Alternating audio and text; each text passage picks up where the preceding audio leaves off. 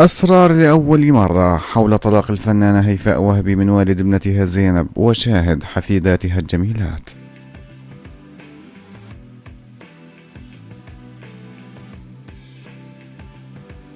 خرجت بشرى خليل محامية الفنانة اللبنانية هيفاء وهبي عن صمتها لتكشف حقيقة الأحاديث التي تم تداولها حول تنازل هيفاء وهبي عن رؤية ابنتها مقابل الحصول على الطلاق من والد ابنتها زينب.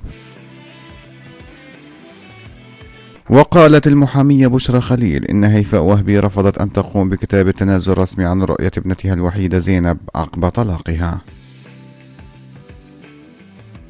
وذلك حتى لا يؤثر على نفسية ابنتها فيما بعد حين تشاهد تنازل من والدتها عن رؤيتها.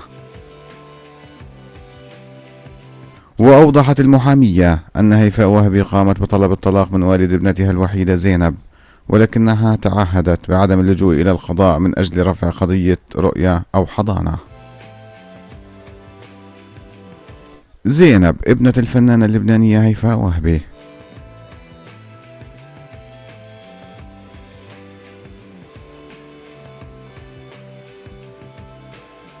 ابنة الفنانة اللبنانية هيفاء وهبي وحفيداتها.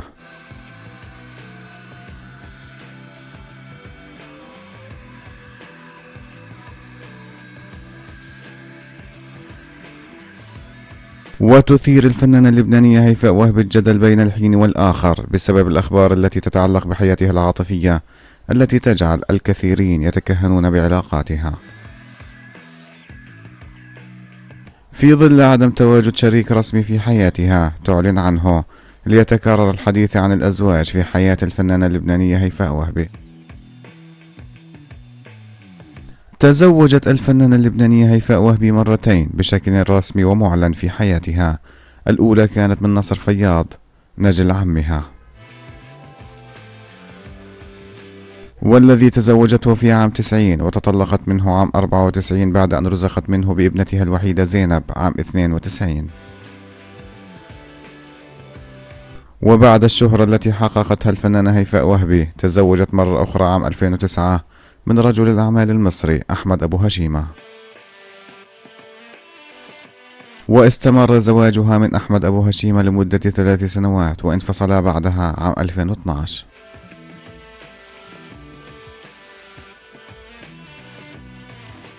ولدت الفنانة هيفاء وهبي في 10 من آذار عام 76 في بلدة محرونة في جنوب لبنان.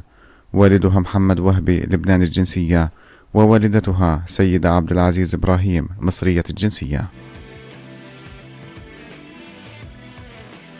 لديها أخ وحيد اسمه أحمد وهبي، و3 أخوات بنات أسماءهن علياء وهبي وهناء يموت والمغنية رولا يموت. عاشت الفنانة هيفاء وهبي مع والدتها ودرست في مدرسة داخلية، لكنها لم تكمل باتجاه الدراسة الجامعية. شاركت الفنانة هيفاء وهبي في 16 من عمرها بمسابقة ملكة جمال الجنوب في لبنان، وفازت باللقب في عام 92. بعد ذلك انطلقت في مسيرتها المهنية، حيث عملت بداية كعارضة أزياء في وكالة نضال البشراوي، واكتسبت شهرة واسعة في الوطن العربي. كما صورت الفنانة هيفاء وهبي بعض الإعلانات التجارية في حينها.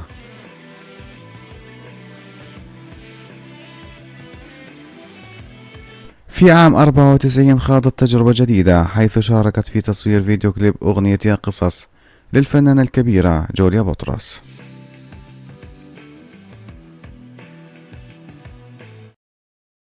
وأعادت هيفاء وهبي التجربة في عام 96 مع سلطان الطرب جورج وسوف في فيديو كليب أغنيته المشهورة ارضى بالنصيب.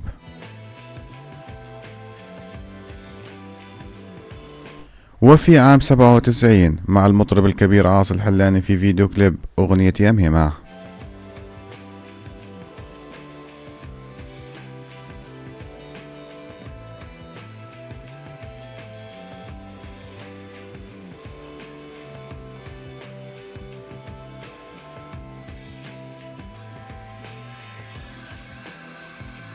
في فبراير عام 2021 كسبت هيفاء قضية رفعتها ضد مدير أعمالها السابق محمد وزيري في مصر، مدعية عليه بالنصب والاحتيال. وقد صدر الحكم بحبس المتهم محمد وزيري 3 سنوات مع النفاذ عن جريمة النصب، والحبس 2 مع النفاذ عن جريمة الاستيلاء. وتمت إحالته إلى محكمة الجنايات عن جريمة غسل الأموال.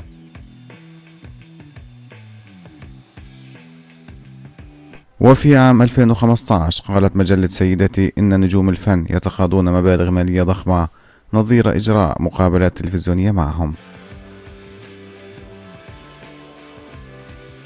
مشيرة إلى أن الفنانة اللبنانية هيفاء وهبي تقاضت في الآونة الأخيرة 70,000 دولار مقابل حوار تلفزيوني.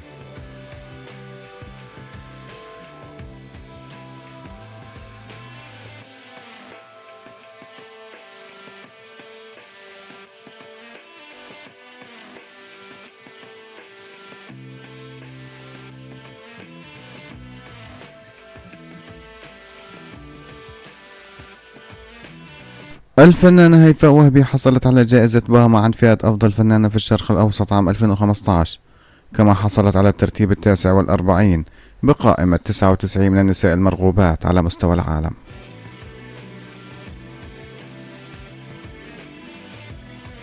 وورد اسمها في مجلة بيبل الأمريكية ضمن قائمة أجمل النساء.